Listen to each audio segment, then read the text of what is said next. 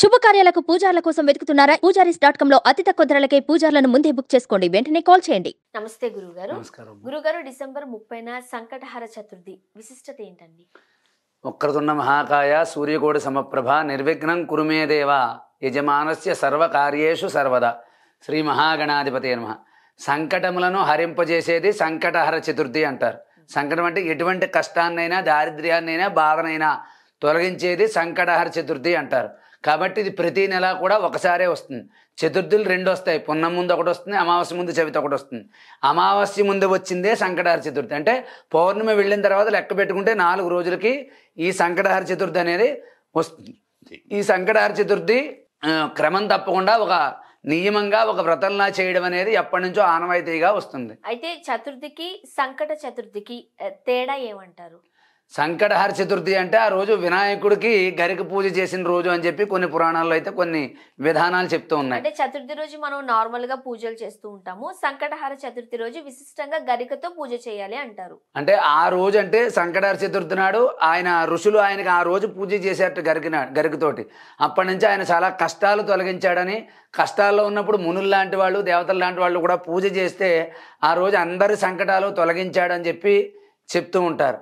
అదేవిధంగా ఆ రోజున ఉపవాసం చేసిన, స్వామివారిని దర్శించిన, గరిక పూజ చేసినా కూడా చాలా విశేషమైన ఫలితం అనేది కలుగుతుంది. కాబట్టి వినాయక చవితి మనం చేసుకుంటాం కదా, ఇది కూడా చవితే, కానీ ప్రతిదీ వినాయక చవితి అవ్వదు. కాబట్టి ఆ రోజు ఆయన పుట్టినరోజు, ఇది ఆయనకి ఏంటంటే విశేషమైన పూజలు చేసిన రోజు కాబట్టి ఈయన్ని సంకటాలు తొలగించే చవితి కాబట్టి దీన్ని సంకటహర చతుర్థి అన్నారు. కాబట్టి ఈ యొక్క వ్రతాన్ని నియమంగా 3 కానీ 5 కానీ 7 కానీ 11 కానీ చెయ్యాలి. ఏదో ఒకసారి చేసేసి మామూలుగా అయిపోయిందంటే కాదు. ఇది ఒక వ్రతం కింద చేయాలి. కొన్ని నెలల పాటు చేయాలి. ఒక 7 నెలలు 3 నెలలు 5 నెలలు చేయాలి. ఇలా చేస్తేనే అవుతుంది. కానీ ఒక్కొక్క ప్రాంతంలో ఒక్కొక్క ఆచారంతో చేస్తూ ఉంటారు. ముఖ్యంగా వ్రతం లాగా చేయాలి, 3 నెలలు ఇట్లా లెక్క ఉంది అంటున్నారు కదా, ఎవరు చేస్తే మంచిదంటారు? ఎందుకు చేయాలంటారు? ఎవరు చేసినా అంటే దంపతి సమేతంగా చేయడం వల్ల ఇల్లు కట్టుకునే విషయంలో కానీ, పెళ్లి విషయంలో కానీ, లేకపోతే దాంపత్య విషయంలో కానీ కష్టం ఏదైనా కూడా తొలగిపోతుంది.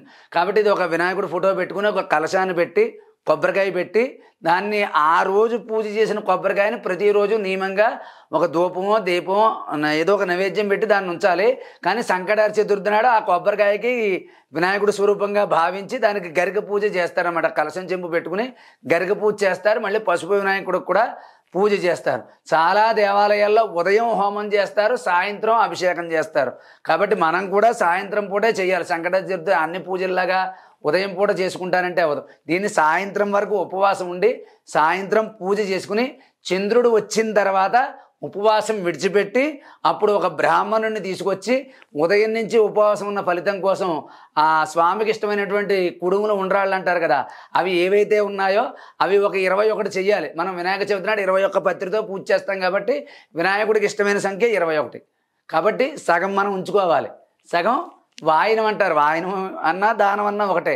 అది దానం కింద ఇచ్చాక బ్రాహ్మణుడు ఆశీర్వాదం పుచ్చుకుని అప్పుడు భోజనం చెయ్యాలి. ఇలాగ ఒక 3 నెలలు కానీ 5 నెలలు కానీ 7 నెలలు కానీ చేసినట్లయితే ఎటువంటి కష్టమైనా తొలగిపోతుందని చెప్పి పురాణాల్లో చెప్పబడింది. చాలామంది దేవతలు కూడా వాళ్ళ శక్తుల్ని నిలబెట్టుకోవడానికైనా, అయితే చాలామంది వాళ్ళ కార్యాలు విజయం సాధించడానికైనా, యుద్ధ సమయంలోనైనా ఈ యొక్క సంకటహర చతుర్థి వ్రతాన్ని చేశారని చెప్పి పురాణాలు చెప్తున్నాయి. ముఖ్యంగా మనము తులసి కోటకు కానీ లేకపోతే తులసి మాతకు కానీ పూజిస్తూ ఉంటాం. బట్ ఈ సంకటహర చతుర్థి రోజును తులసి మాతను పూజించకూడదు అని చెబుతూ ఉన్నారు. నిజమేనా? ఎందువల్ల? తులసి మాతను పూజించుకోవడం కాదు, తులసిని రోజు పూజించాలమ్మా. తులసి పత్రితో వినాయకుడిని పూజించకూడదు. ఎందుకంటే ఆ లక్ష్మీదేవితో పాటు తులసి కూడా పుట్టింది. పుట్టినప్పుడు ఈ విష్ణుమూర్తి స్వరూపంగా ఉన్నాడని చెప్పి వినాయకుడిని పెళ్లి చేసుకుంటానని వెంటపడింది ఆవిడ. వెంటపడితే నేను పెళ్లి చేసుకోను, నాకు సిద్ధి బుద్ధి పెళ్ళి అయింది అని చెప్పాట వినాయకుడు. కాదు, మీరే నాకు కావాలి, నేను తపస్సు చేసైనా సరే మిమ్మల్ని నేను దక్కించుకుంటాను అని చెప్పినప్పుడు ఏమన్నాడంటే, నువ్వెంతగా ప్రాధేయపడుతున్నావు కాబట్టి, పాల సముద్రంలోంచి పుట్టిన పవిత్రమైన దానివి కాబట్టి నన్ను ప్రతిరోజు కలవడానికి లేదు. అంటే వినాయక చవితి నాడు ఒక దండ కింద కానీ ఒక తులసి పత్రి కానీ నాకు సమర్పిస్తారు. కానీ నీకు రోజు పూజలు అందరిళ్లలోనూ తులసి కోట పెట్టుకుని పూజిస్తారు. నువ్వు విష్ణాంశ సంభూతిని చేసుకుంటానన్నావు కాబట్టి విష్ణుమూర్తికి నువ్వు ప్రియమైన దానిగా అంటే ఇష్టమైన దానిగా ఉంటావు. కాబట్టి విష్ణుమూర్తికి రోజు తులసిమాల వేయాలి.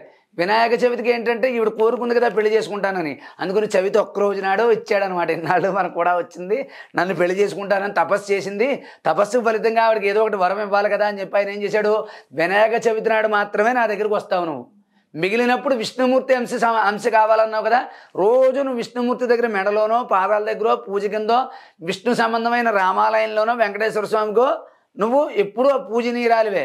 కానీ నా ఒక్కడికి మాత్రం వినాయక చవితి నాడు నా దగ్గరికి వచ్చి నా పాదాల దగ్గర నా మెడలో దండ కింద ఉండి నన్ను కలుసుకుని వెళ్ళిపోతూ ఉంటావు. కానీ నీకు రోజు కావాలి కదా, అందరూ తులసిమాల రోజు పట్టుకెళ్ళరు కదా, కాబట్టి ప్రతి ఒక్క ఇంట్లోనూ నువ్వు రోజు పూజలు అందుకుంటూ ఉంటావు, నీకు రోజు పూజ చేస్తారు, కాబట్టి నువ్వు నిత్య పూజ నీరాలివి.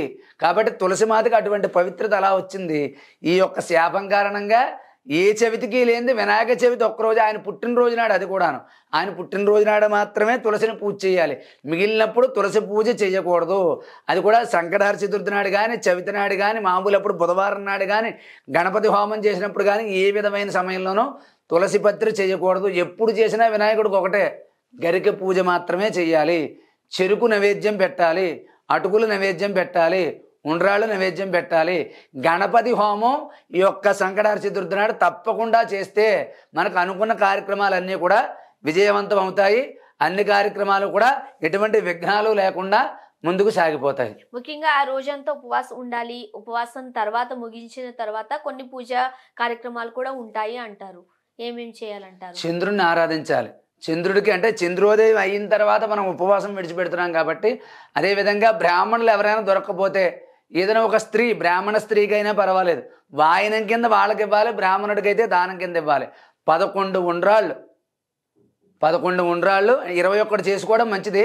11 దానం ఇచ్చిన తర్వాత చంద్రుడికి ఓం చంద్రాయ నమః, ఓం సోమాయ నమః అనుకునే చంద్రుని మనసులో తలుచుకుని, నేను ఈవేళ ఉదయం నుంచి ఉపవాసం ఉన్నాను, నా లోపాలు ఏమైనా ఉంటే తీసేసి నాకు ఈ యొక్క సంకటహర చతుర్థి వ్రత ఫలితాన్ని సంపూర్ణంగా ఇమ్మని చెప్పి ఇటు వినాయకుడిని అటు చంద్రుణ్ణి కూడా నమస్కారం చేసుకుని అర్ఘ్యం సమర్పించిన తర్వాత అప్పుడు ఈ బ్రాహ్మణుడికో లేకపోతే బ్రాహ్మణులు అన్ని చోట్ల దొరకకపోతే స్త్రీ, ఇక్కడ దొరకకపోతే ఏదో దేవాలయానికి దగ్గరలో ఏదో ఒక దేవాలయం ఉంటుంది, దేవాలయానికి వెళ్ళిపోయి అక్కడ అర్చకుల వారు ఉంటారంటే మరీ రాత్రి 9 అవ్వకుండా 7:30, 8 గంటల కంటే మనం 5:30 ప్రదోషకాల సమయంలోనే పూజ చేసుకోవాలి. ఎందుకంటే చాలా దేవాలయాల్లో ప్రదోష పూజకి చాలా విశేషమైన ఫలితం ఉంది. కాబట్టి ఉదయం నుంచి హోమం చేస్తారు, సాయంత్రం వినాయకుడి గుడిలో పంచామృతాభిషేకం చేసి, పాలాభిషేకం చేసి, గరిక పూజ చేసి, ఉండ్రాళ్ళు నైవేద్యం పెడతారు. అప్పుడు ఉపవాసం ఉన్న వాళ్ళందరూ అక్కడికి వెళ్ళి ఆ ప్రసాదాన్ని స్వీకరించి ఇంటికి వచ్చాక అప్పుడు భోజనం చేస్తారు. ఈ రకంగా కూడా వ్రతాన్ని సంపూర్ణం చేసుకుని ఉపవాసాన్ని విడిచిపెట్టచ్చు అని చెప్పి మనకు శాస్త్రాలు పురాణాలు చెప్తున్నాయి. ముఖ్యంగా సంకటహర చతుర్థి రోజున ఏ ఏ దేవాలయాలను సందర్శిస్తే మంచిదంటారు? కేవలం వినాయకుడికి సంబంధించింది మాత్రమే వెళ్ళాలి. ఎందుకంటే ఆ రోజు ప్రత్యేకించి పూజించే దైవం వినాయకుడు కదా. కాబట్టి అటువంటి వినాయకుడిని పూజించిన ప్రణమ్య శిరసాదేవం గౌరీపుత్రం వినాయకం అని ప్రారంభమవుతుంది సంకటహర చతుర్థి స్తోత్రం. అది మనం విన్నా పర్వాలేదు, చూసి చదువుకున్నా పర్వాలేదు, దాన్ని ఒక 5 సార్లు కానీ 7 సార్లు కానీ 3 సార్లు కానీ చేసినట్లయితే ఆ యొక్క చదివిన తర్వాత ఈ పొద్దున్న నుంచి పూజలో లోపాలు ఏమైనా ఉంటే అవన్నీ కూడా తొలగిపోయి సంపూర్ణమైనటువంటి సంకట చతుర్థి ఫలితం అనేది మనకు తప్పకుండా కలుగుతుంది.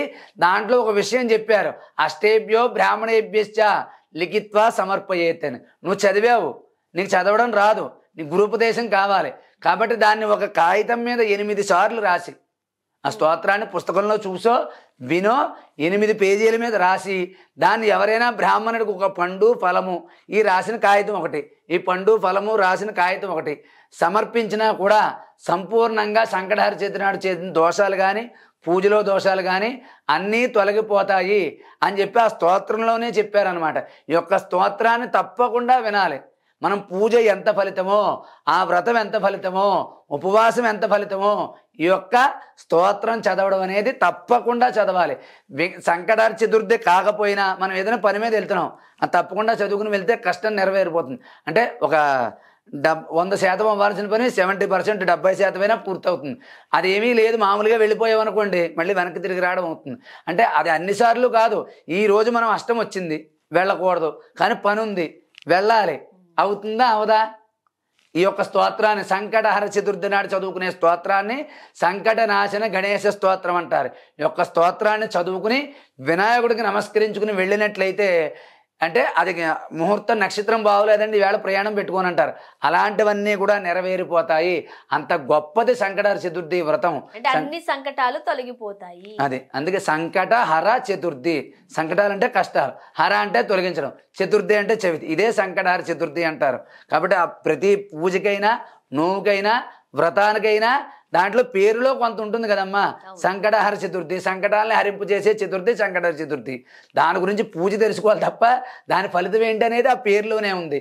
కాబట్టి ఎటువంటి సంకటాన్నైనా హరింపజేసే చతుర్థి సంకటహర చతుర్థి. ఈరోజు గణపతి పూజ చేయండి, గరిక పూజ చేయండి.